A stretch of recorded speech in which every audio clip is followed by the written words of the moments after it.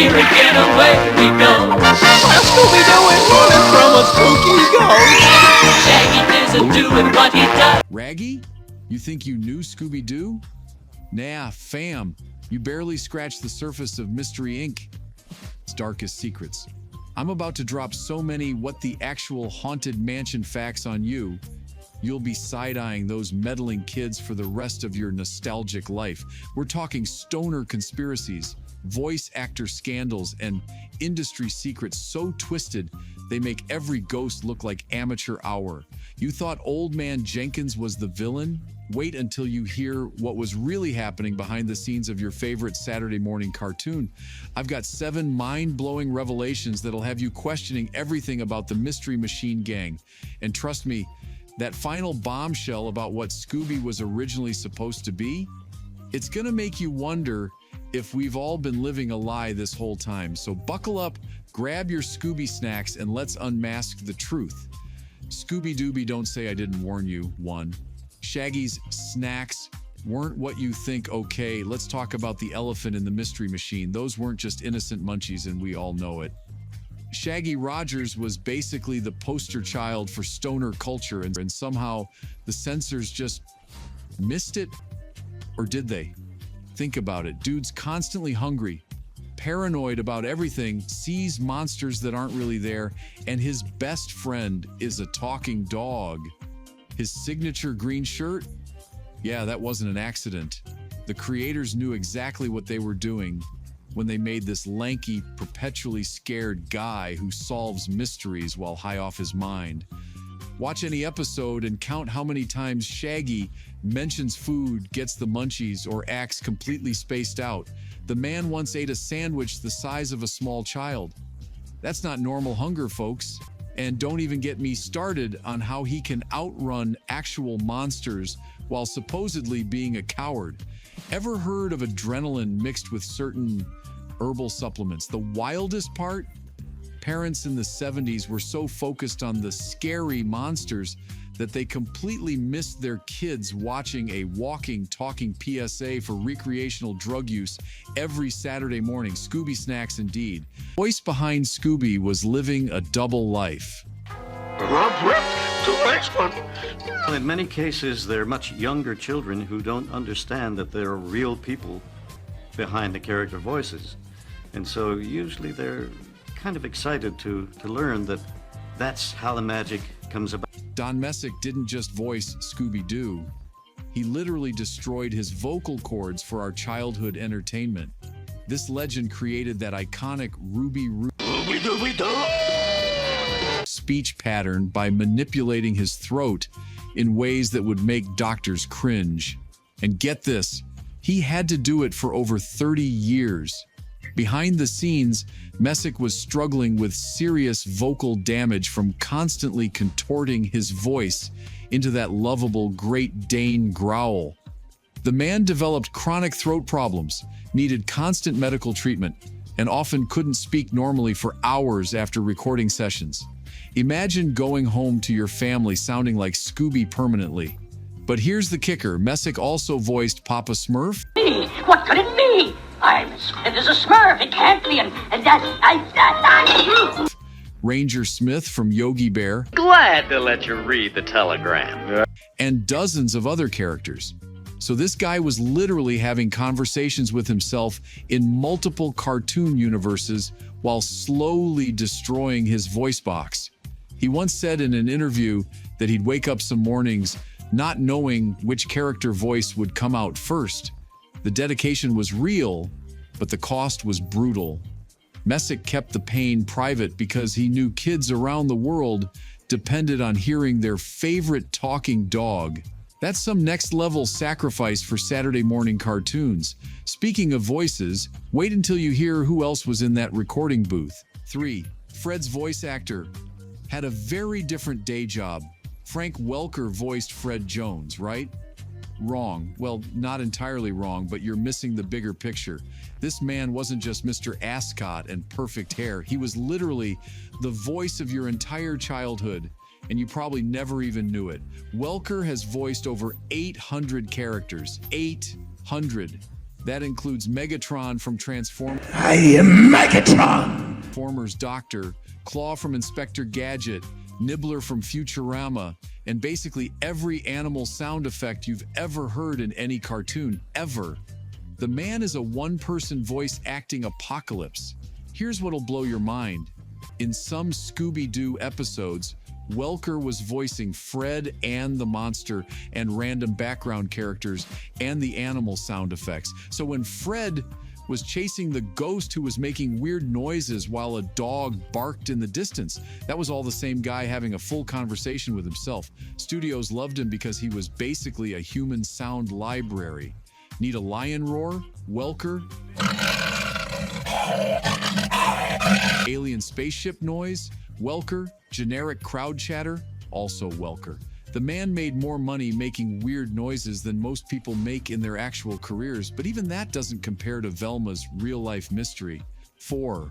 Velma was based on a real person, Jinkies. This one gets dark fast. Velma Dinkley wasn't just some random nerdy character. She was based on a real-life researcher named Zelda Gilroy from The Many Loves of Dobie Gillis. But that's not the twisted part. The twisted part is that the creators basically stole this woman's entire personality, catchphrases, and mannerisms without asking. Zelda's actress Sheila James was not having it.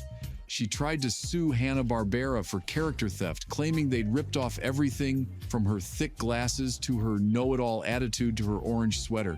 But here's where it gets really messed up. James was already struggling with being typecast as the smart girl in Hollywood. And then Velma comes along and reinforces every stereotype that was already limiting her career.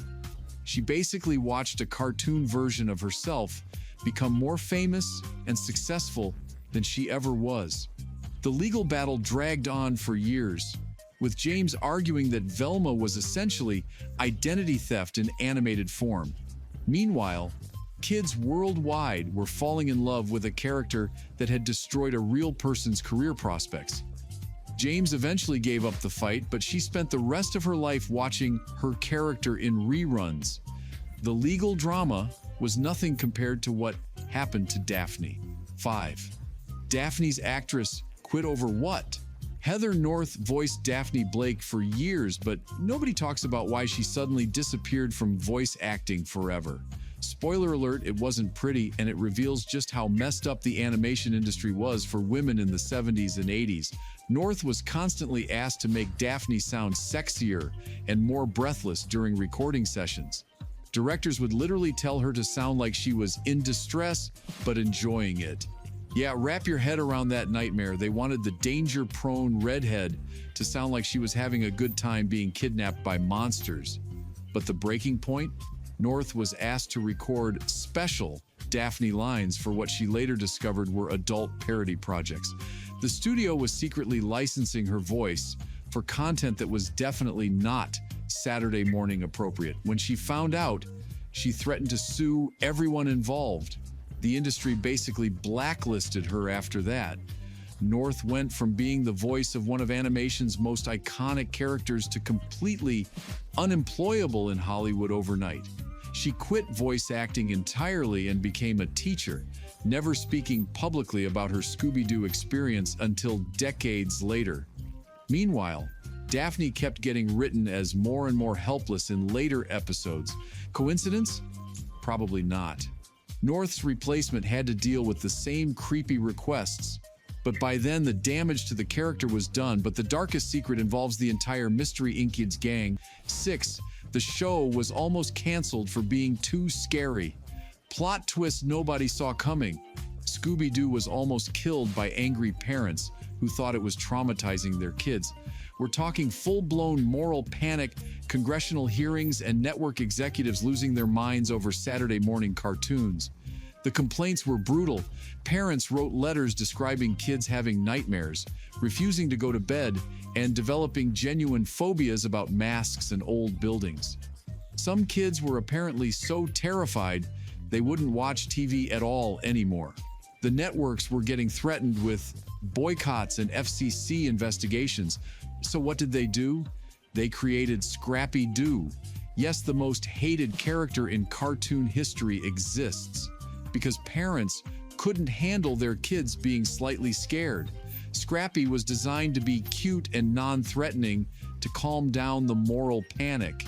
Instead, they created a character so annoying that fans still want to punt him into the sun. But here's the really messed up part.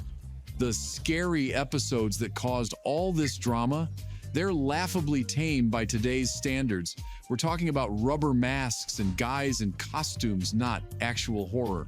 But 1970s, parents acted like Hanna-Barbera was screening The Exorcist at 8 a.m. on Saturday mornings.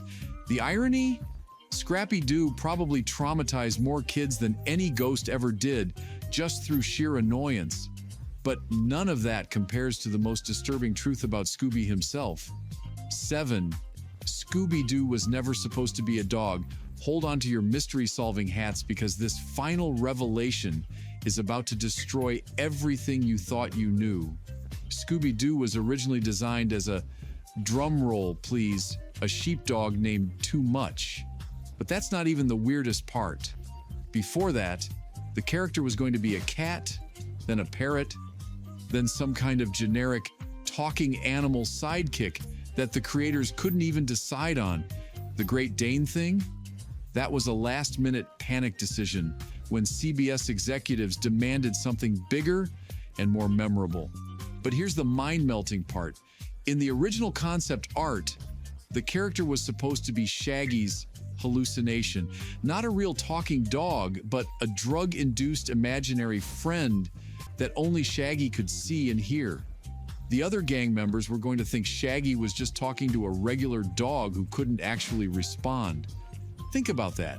Scooby-Doo, the most famous cartoon dog of all time, was almost a psychological manifestation of Shaggy's substance abuse issues.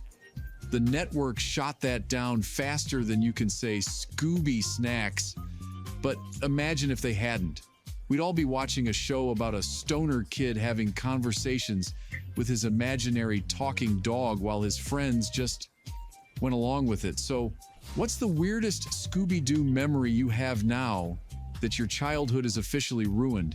Drop it in the comments because I'm ready to solve this mystery together.